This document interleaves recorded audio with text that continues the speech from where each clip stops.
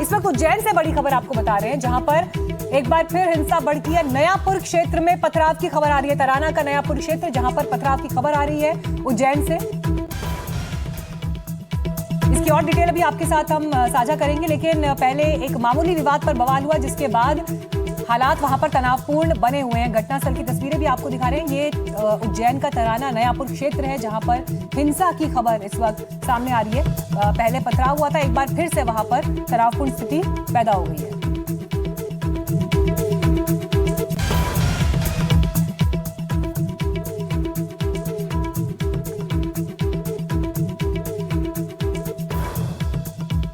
और जिस दौरान ये पथराव हुआ, तोड़फोड़ हुई, बसों के पूरे खिड़कियों के जो शीशे हैं कांच के वो चटक गए, उसकी भी तस्वीर आपको दिखा रहे हैं। जिस बस में तोड़फोड़ हुई, ये वही बसेस आपको इस वक्त इन विजुअल्स में दिखाई भी दे रही है।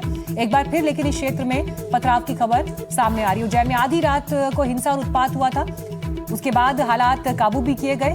जिस बस में कल रात तोड़फोड़ हुई, उसी जगह पर, उसी स्थान पर एक बार फिर से तनावपूर्ण स्थिति पैदा हो गई है। उज्जैन में ये तराना इलाका, नयापुर क्षेत्र, आनंद ट्रैवल्स की जिस बस में रात को तोड़फोड़ की गई थी, उसमें आज दोपहर आग लगा दी गई।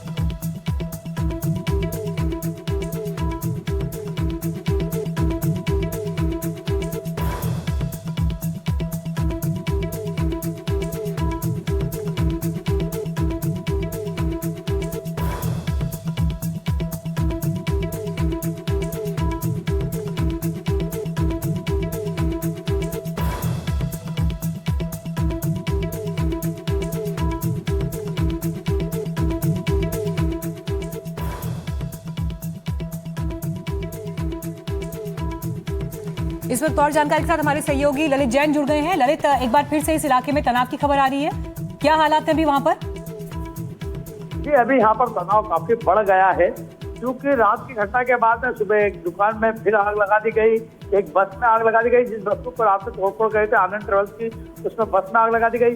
और अभी कुछ ही देर पहले, 10 से 15 मिनट पहले, यहाँ पे नया बाका क्षेत्र है, जहाँ पर पथराव हुआ है। एक मंदिर पे पथराव हुआ है, एक हिंदू के घर पे पथराव हुआ है। इससे हिंदू लोग भी आक्रोशित हो गए और सामने मुस्लिम लोग हैं। यहाँ पे एसपी प्रदीप शर्मा भी पहुंचे। स्थिति पूरी तरह तनावपूर्ण है। जी, अभी तक पुलिस ने इस मामले में क्या कुछ एक्शन लिया है?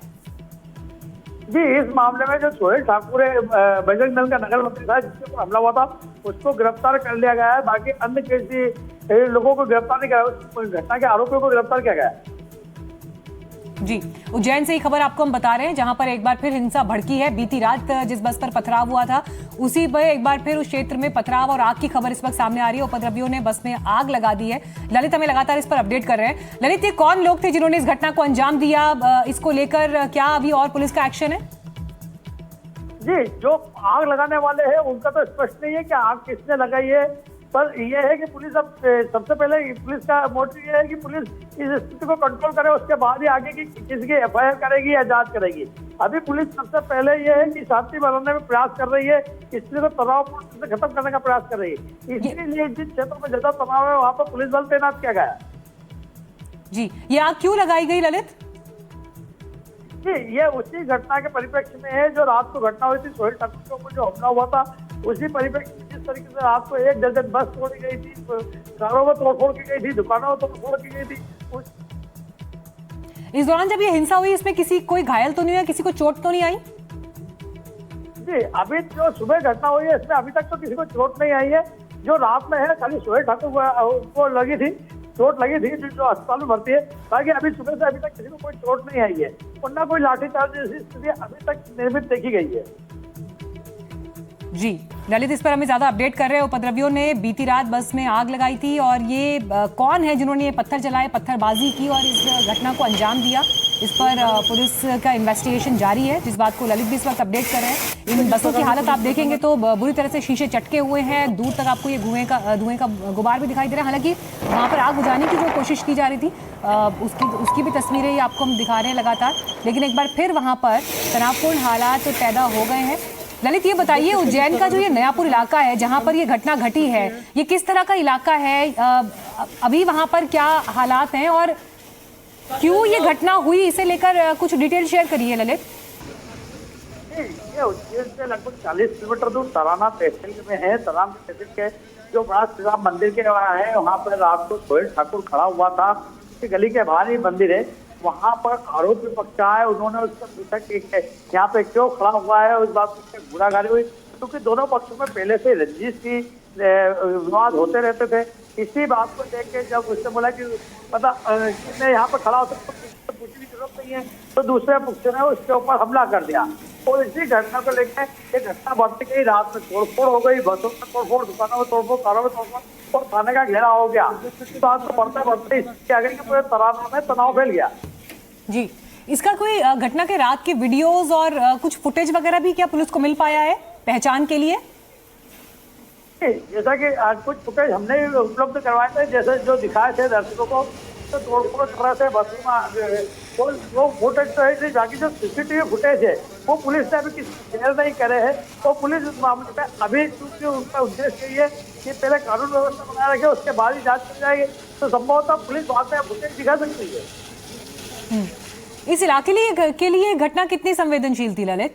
इस इलाके का क्या इतिहास है? यहाँ पर इस तरह की घटना होने का क्या मतलब है? तराना क्षेत्र ऐसे तो शांति प्रिय रहता है, इस तरीके की घटना अभी काफी सालों से मेरे देखने में नहीं आई है। लेकिन जिस तरीके से घटना हुई है, इसको लेकर लोग भी आश्चर्य हो गए। और लोगों का कहना यह है कि ये दोनों पक्षों के बीच का विवाद था, इसको हिंदू मुस्लिम का बन गया है, लेकिन दो संगठनों का बाकी है, ऐसा विवाद है नहीं। हालांकि हमने कुछ लोगों से बात करी है, कुछ माइक पे या कैमरे पे बोलने को तैयार नहीं, लेकिन लोगों ने बताया कि इस तरीके का विवाद नहीं था, ये दो पक्षों के बीच में विवाद था, दो लोगों के बीच में विवाद था, जो बढ़ते बढ़ते यहाँ तक आ गया और स्थिति तनावपूर्ण हो गई। अब दोनों पक्ष एक दूसरे के दुश्मन हो गए। जी, दो लोगों के बीच की परिस्थिति ने बिगड़ते बिगड़ते कितना बड़ा स्वरूप ले लिया, वो आपको उज्जैन के इस नयापुर इलाके की तस्वीर से दिखाई दे रहा है। तराना, जहां पर मौके पर पुलिस बल भी तैनात है और वहां पर हिंसा की तस्वीरें, बीती रात बसों पे पथराव हुआ, अब वहां पर एक बार फिर से ये खबर आ रही है कि झड़प के बाद तनाव का माहौल है। हालांकि इस बीच पुलिस की भी वहां पर मुस्तैदी, और जैसे ललित अपडेट कर रहे हैं कि हालांकि शांतिपूर्ण रहता है इलाका, लेकिन दो लोगों के बीच जो रंजिश चल रही थी उसमें वो ऐसा रूप ले लेगी, ये वहां के स्थानीय लोगों ने भी नहीं सोचा था।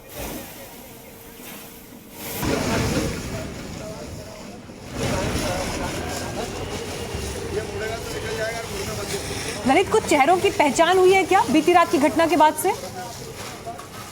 जैसा कि मैंने बताया कि जो हमलावर थे उनकी तो पहचान हो गई थी, नामजद थे, इसलिए उन नामजद लोगों को गिरफ्तार कर लिया गया था। और बाकी जिन लोगों ने तोड़फोड़ की गई है उनका अभी तक तो पता नहीं चला, ना उस संबंध में किसी ने भी कोई शिकायत करी है।